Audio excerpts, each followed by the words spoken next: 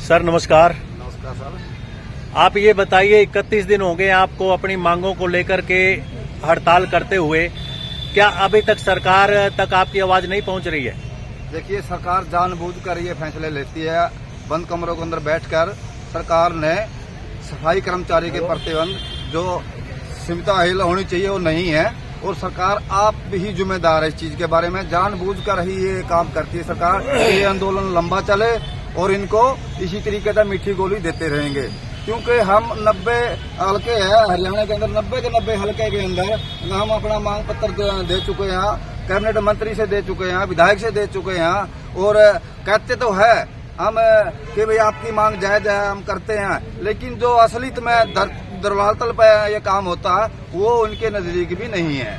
आप ये बताओ, आपके कैथल जिले के मंत्री बनी हैं श्रीमती कमलेश डांडा, विधायक लीलाराम, और चारों जो सीटें हैं वो सरकार की हैं, तो फिर भी आप लोगों के जो सरकारी नुमाइंदे हैं, जनता के प्रतिनिधि हैं, वो क्यों नहीं आप लोगों की आवाज उठा पा रहे हैं? देखिए, मीडिया के माध्यम से कुछ बात कहते हैं और वैसे हमारे साथ कुछ बात करते हैं। वो कहते हैं हमारी चलती ही नहीं है सरकार में, हम तो एक वैसे ही बैठे सरकार में।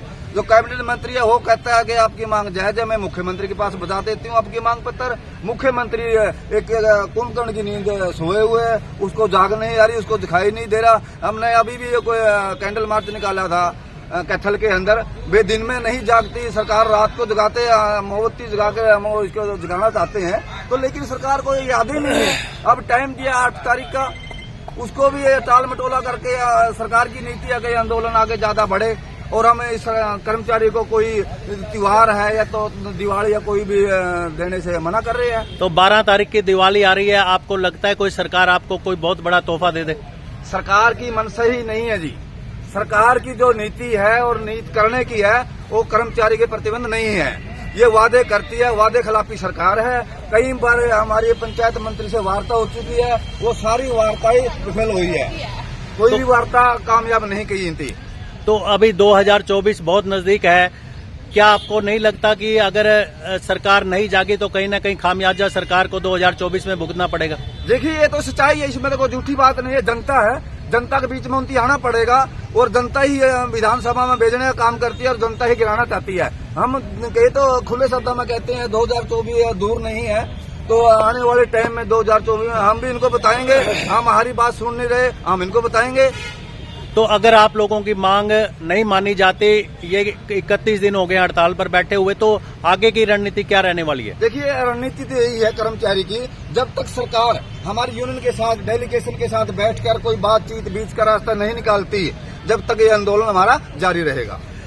तो लोग घरों की सफाई करते हैं दिवाली पे, लेकिन सफाई कर्मचारी हड़ताल पर बैठे हैं, तो इसका अंजाम क्या जाना चाहिए? देखिए, हमारे को भी इस बात के बारे में बड़ा दुख है। हम भी ग्राम क्षेत्र से आते हैं, कर्मचारी के पद पे काम करते हैं, हमारे को भी गांव में जाते हैं, गली में कूड़े के ढेर लगे हुए हैं, तो हम काम करना चाहते हैं, सरकार करवाना नहीं चाहती। तो क्या फिर 2024 में सरकार अगर नहीं मानती तो क्या उसको डर नहीं है कि बहुत नजदीक उनका समय आ गया है? देखिए, सरकार का काम है, हमारा कर्मचारी का जो काम है, हम मांग पत्र दे रहे हैं, आवाज उठा रहे हैं, भाई ग्रामीण सफाई कर्मचारी को पक्का कीजिए। जब तक पक्का करने की पॉलिसी नहीं बनती तो 26,000 वेतन लागू करिए।